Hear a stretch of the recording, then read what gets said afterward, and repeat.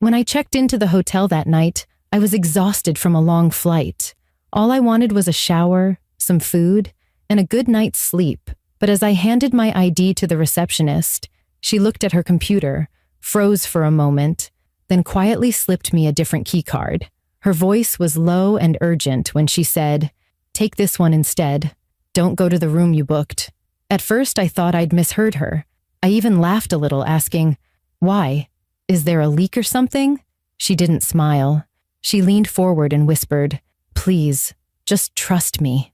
I took the new key without arguing, and that decision saved my life, because 5 minutes later, I heard screams coming from the room that was supposed to be mine. Before I tell you what happened that night, make sure to subscribe to the channel and comment below where you're watching from, because what I'm about to share might change how you look at hotels forever. My name is Nora Bennett, and I was in Denver, Colorado for a 2-day business trip. I'd been traveling for work for nearly 6 years, and staying in hotels had become second nature.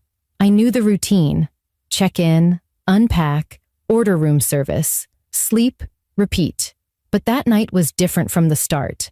My flight had been delayed for hours, and by the time I reached the hotel, it was almost midnight. The lobby was nearly empty, except for the night receptionist, a woman named Eliza. She looked polite but tired, her dark hair tied back in a loose bun. Behind her, the soft hum of the air conditioner and the quiet ticking of a wall clock filled the silence. "Good evening.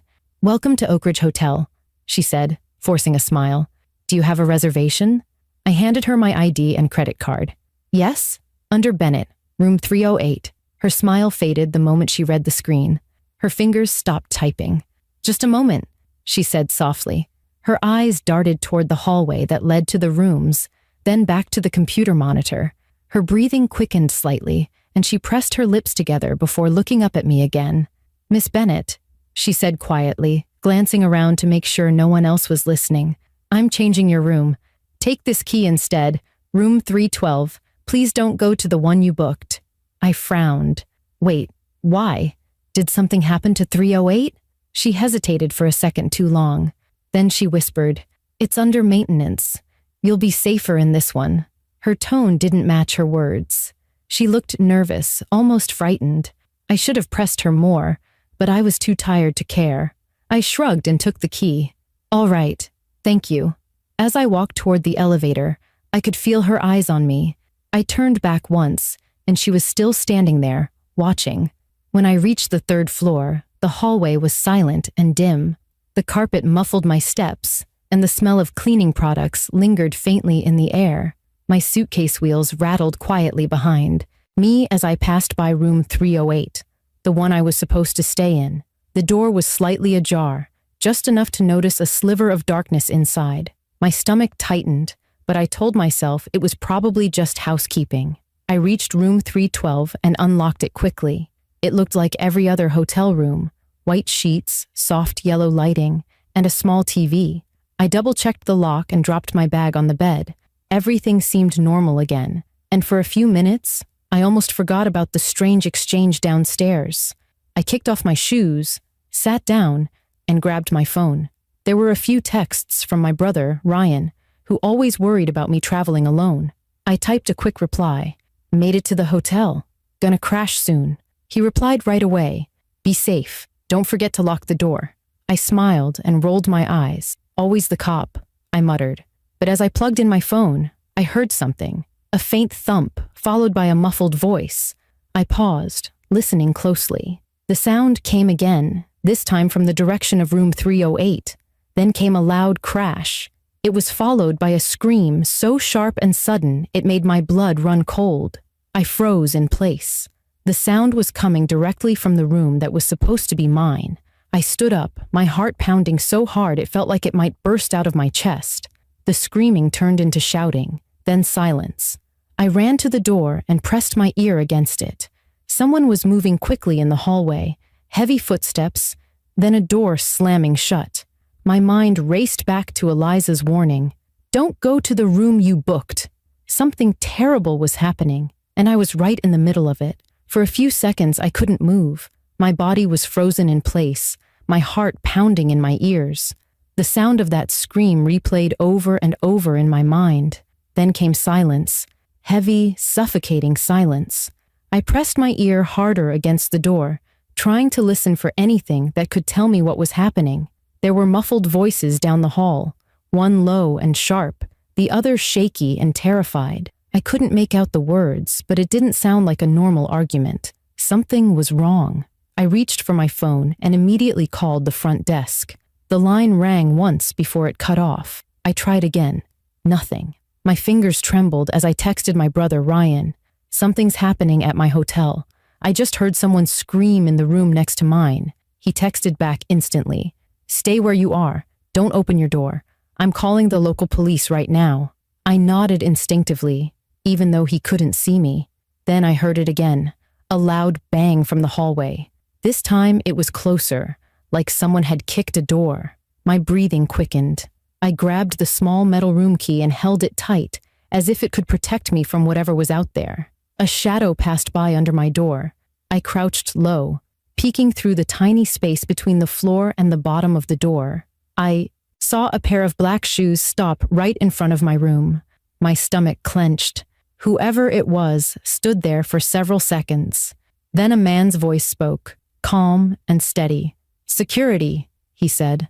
"Ma'am, are you all right in there?" For a moment, I almost believed him, but something about his tone didn't feel right. It wasn't professional. It was too casual, too smooth. My instincts screamed at me not to open the door. I stayed quiet, holding my breath. The man knocked again, this time harder. "Ma'am, we need to check all rooms. Please open the door." I still didn't move. After a few more knocks, the sound of footsteps moved away, fading down the hall. I exhaled shakily, my whole body trembling. My phone buzzed. It was Ryan again. "Police are on their way. Stay calm and don't move." I replied quickly. "Someone's pretending to be security." He typed back, "Good. Then you already know not to open that door." Minutes passed, though they felt like hours. I stayed sitting on the carpet by the door, trying to listen. I could still hear faint noises from down the hallway, doors opening, footsteps, and then the soft creak of the elevator. Maybe whoever it was had left. But then, suddenly, I heard another sound. A woman's voice, weak and trembling, crying for help. "Please, someone help me." It came from the direction of room 308. The sound of it made my stomach twist. It was the same room I was supposed to be in. I wanted to open the door, to help her, but fear kept me frozen. What if it was a trap? What if the voice wasn't real? I pressed my hands against my ears, trying to block out the guilt that was building inside me. Then came a noise that made my blood run cold, the distinct sound of a door slamming shut, and a man's low laugh echoing down the hallway. The woman's cries stopped instantly. I didn't hear anything after that. Not footsteps, not voices, nothing. Just silence again. I couldn't take it anymore. I needed answers. I moved to the window and looked down. 2 floors below, a white van was parked by the side exit with its headlights off. A figure stood near it, talking on a phone. It was too dark to see his face, but the way he moved made my skin crawl. I grabbed my phone and started recording through the window. My hands were shaking so badly the video was blurry, but I didn't care. I zoomed in as much as I could. A few seconds later, the man looked up toward my window, as if he knew I was watching. Our eyes met for a split second before he walked around to the other side of the van and disappeared. That was when I finally panicked. I locked the deadbolt, pushed a chair under the door handle, and backed away. My mind was racing. Who were these people? Why had Eliza changed my room? Just then, my phone rang. It was the front desk. My heart leapt. "Hello?" I whispered. "Miss Bennett." Eliza's voice came through, soft and shaking. "Do not open your door for anyone. The police are on their way. Whatever happens, don't move." I swallowed hard. "Eliza, what's happening? Who are these people?" There was a pause. I could hear her breathing. Then she said quietly, "I can't talk long, but there's something you need to know. Someone checked in tonight using your name and ID. The system flagged it after you arrived. That's why I changed your room." My knees nearly gave out. "Someone else checked in under my name?" "Yes," she said. "They were supposed to meet someone in that room. When I realized it wasn't you, I switched your key to protect you. I gripped the phone tighter. Who were they meeting? But before she could answer, I heard something in the background, shouting, then the sound of a struggle. Eliza? I called out, but the line went dead. I stood there in complete silence, my breath shallow and my heart pounding. Then, from somewhere down the hallway, I heard heavy boots running toward my room. I backed away slowly, staring at the door. My brother's words echoed in my mind. Don't open it, no matter what. The footsteps stopped right outside. Then, 3 slow knocks. The 3 knocks were slow, deliberate, and heavy. Each one vibrated through the wooden door and right into my chest. My breath hitched as I clutched the phone tighter, praying for it to ring again, for Eliza to call me back, or for the police to finally arrive. But there was nothing, just silence and the faint hum of the air conditioner. The knocks came again, this time louder. Whoever was outside wasn't leaving. Miss Bennett? A deep voice called out. It's the police. We're checking all rooms. Please open the door. I froze. Police? Already? Ryan had said they were on their way, but I hadn't heard sirens yet. My instinct screamed that something wasn't right.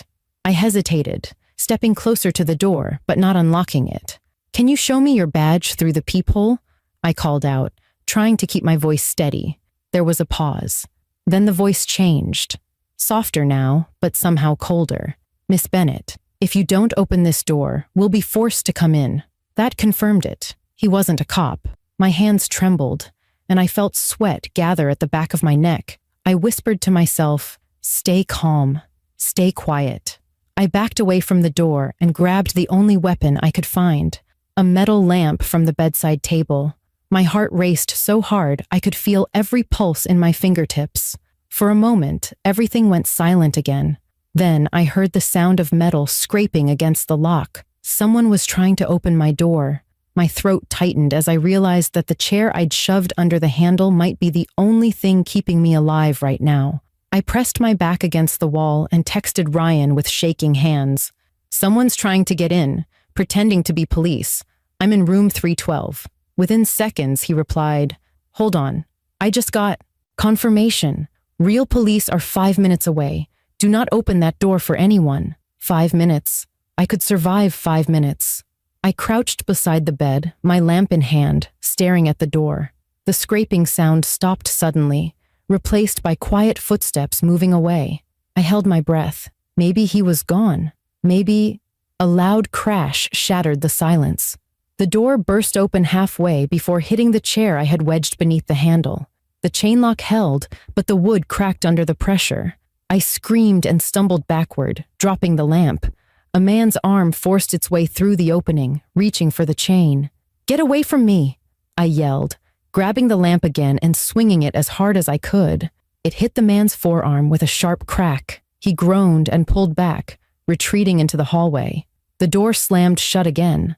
I pushed the chair back into place, breathing hard, my hands shaking so badly I could barely hold the lamp. The pounding started again, furious this time. You think you can hide in there? The man shouted. You shouldn't have come here, Nora. He knew my name. My stomach dropped. How did he know my name? My reservation had only been made online, through the hotel's website. Whoever this was had access to my information. Then, faintly, through the chaos, I heard sirens outside. Red and blue lights flashed through the blinds. Relief flooded through me, but I didn't move. The pounding stopped. The footsteps faded down the hall again, this time running toward the stairwell. I listened carefully until the sound disappeared completely. Moments later, I heard loud voices, real ones this time. Police! Drop your weapon! Hands where we can see them! Then a commotion, followed by more shouting, and finally, silence. My phone buzzed again. It was Ryan calling. Nora, are you okay? He asked, his voice tense but steady. I think so, I whispered, my voice breaking. They tried to get in. They knew my name. The police have someone in custody, he said. Stay where you are. I'm on my way. A few minutes later, a real officer knocked on my door and identified himself properly, showing his badge through the peephole before entering carefully. He was tall, calm, and professional. You're safe now, he said softly. We've got him. I sank onto the bed, shaking from head to toe. Who was he? I asked. The officer exchanged a glance with his partner before answering. We believe he's connected to a group targeting women traveling alone. The receptionist recognized his voice earlier tonight. That's why she switched your room. Eliza, I said quietly. Where is she? Is she okay? He nodded. She's shaken, but she's the reason you're alive. She called us right after she lost contact with you. Tears welled in my eyes. I couldn't stop them this time. The relief was too heavy, too overwhelming. I covered my face and let out a trembling breath. The officers escorted me downstairs, where paramedics and more police filled the lobby. Eliza sat in a chair near the front desk, her hands clasped tightly in her lap. When she saw me, she stood up immediately, her eyes red and tired. I told you not to go to that room, she said, her voice shaking but firm. I nodded, wiping my tears. You saved me. I don't even know how to thank you. She looked down, her voice quiet. You don't have to. Just promise me one thing. Never ignore your gut feeling. It's the only thing that listens when logic doesn't. Before I could reply, an officer approached Eliza to ask for her statement. I watched her walk away, steady but clearly haunted. She had faced danger for a stranger she barely knew, and because of that, I was still alive. As I stepped outside into the cool night air, I finally let myself breathe. The flashing lights of the patrol cars reflected off the hotel windows, and I could see my reflection in the glass. Pale, exhausted, but alive. For the first time, I realized just how close I had come to being one of those headlines you read online. Woman found dead in hotel room. But I wasn't, because one woman paid attention to something everyone else ignored. That night didn't just change how I traveled. It changed how I trusted people, and how I learned to listen when something felt wrong. And somewhere deep inside, I knew this story wasn't over yet. The danger had passed for now, but the truth behind it all was still waiting to be uncovered. The next morning, I woke up in a hotel room that no longer felt like mine. The sunlight poured weakly through the curtains, but it didn't bring comfort. It only made everything real. I had spent most of the night giving statements to the police, answering the same terrifying questions over and over. I was safe, they said, but I didn't feel safe. Not yet. Not when I still didn't know why someone had targeted me. The police escorted me downstairs again for a final interview. The lobby looked completely different from the night before, crowded with officers, reporters, and hotel staff whispering in corners. The front desk where Eliza had stood just hours ago was now taped off. My stomach turned when I saw it.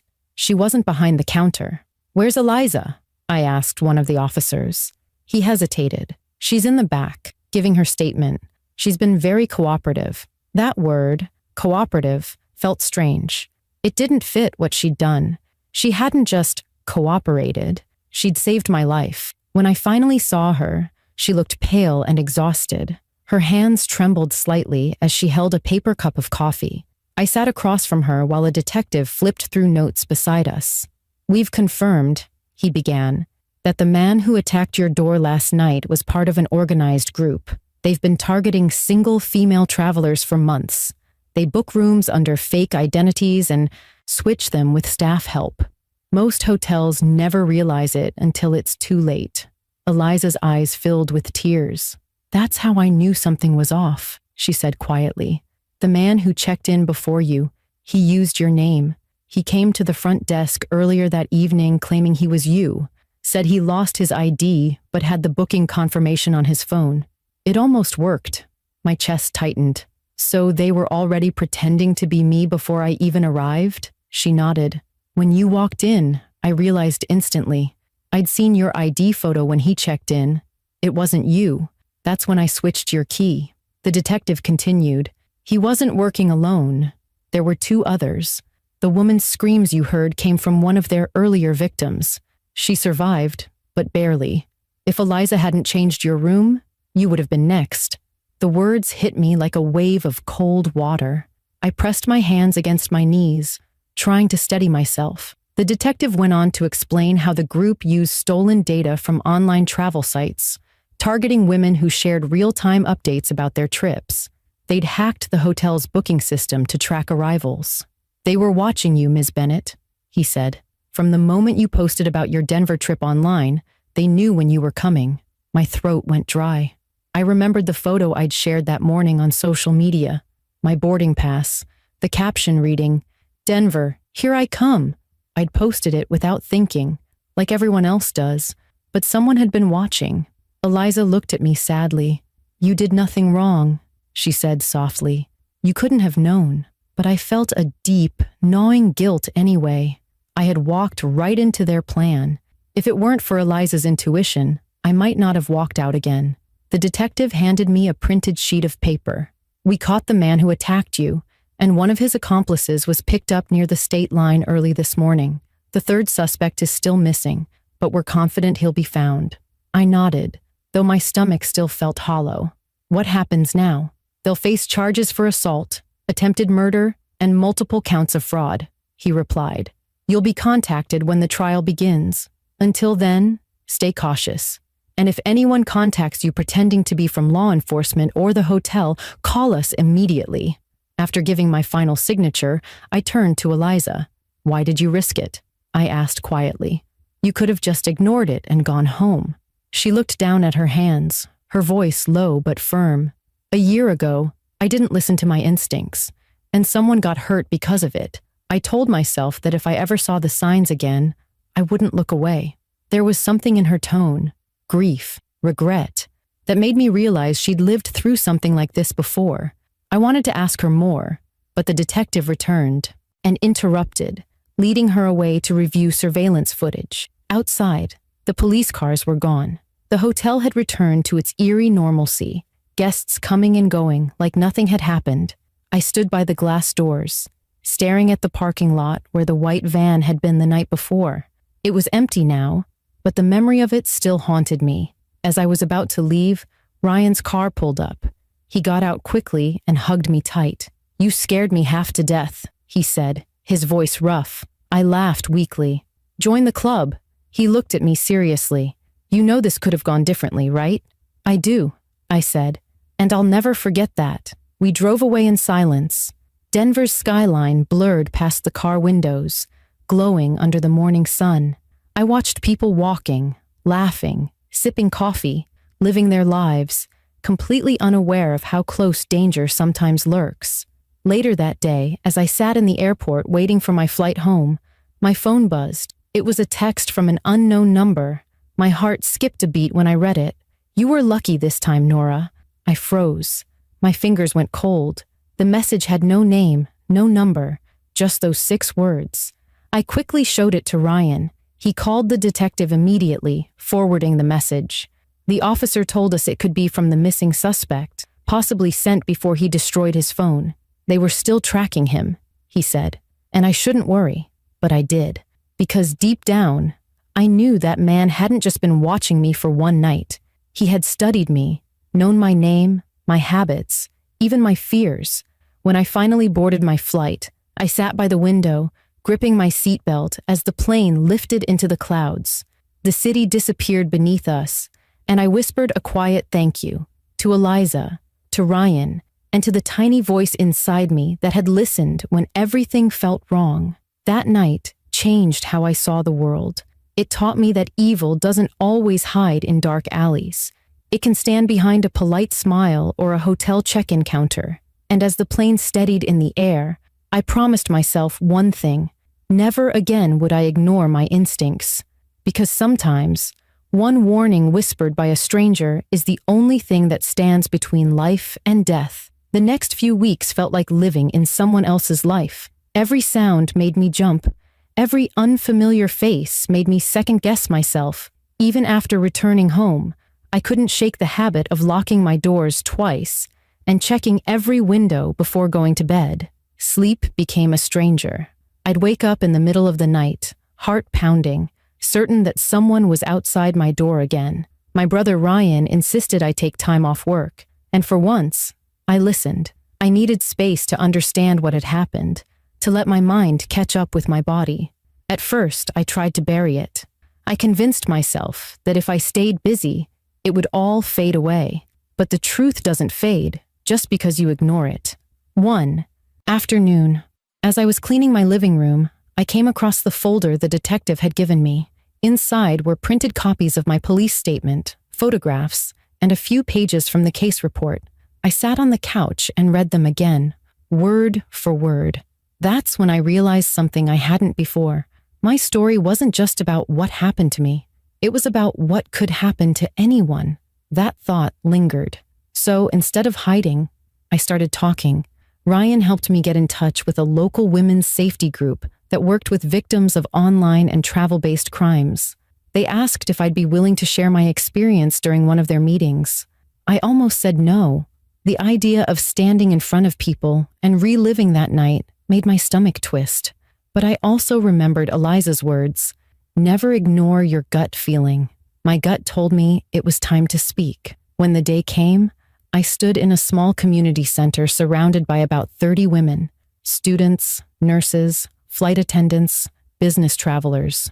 As I began to tell my story, I could see the same emotions on their faces that I had felt in that hotel room: fear, disbelief, shock. But by the end, those faces turned to determination. People came up to me afterward, thanking me for speaking up. One woman told me she'd been followed once on a trip, but brushed it off. "After hearing you," she said, "I'll never ignore my instincts again." That moment changed something inside me. It didn't erase the trauma, but it gave it purpose. I wasn't just a victim anymore. I was someone who could help others avoid the same fate. Meanwhile, the investigation continued. The third suspect, the one who'd sent me that chilling text, "You were lucky this time, Nora," was finally caught 3 weeks later. He'd been hiding in a neighboring state under a false identity. When I got the call from the detective saying he'd been arrested, I didn't feel relief right away. I just felt tired. But later that night, as I sat on my porch with a cup of tea, a quiet calm settled over me. It was finally over. I decided to visit Denver one last time. The hotel had reopened under new management, and I wanted to see Eliza again, to thank her properly. When I arrived, she looked surprised but happy. We sat in the small cafe across the street.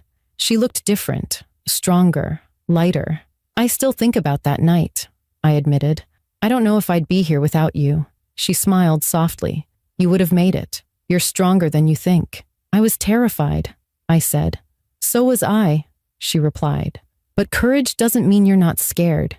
It just means you act anyway." We talked for an hour about life after fear, how it changes you, how it makes you more careful but also more alive.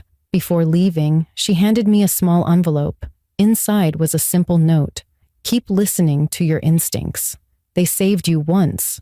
They'll save you again." When I got home, I framed that note and hung it by my front door. Every time I leave the house, I see it. A reminder of the night that almost ended me, and the people who helped me survive it. Over time, I started feeling normal again, but a different kind of normal. I became more alert, more aware.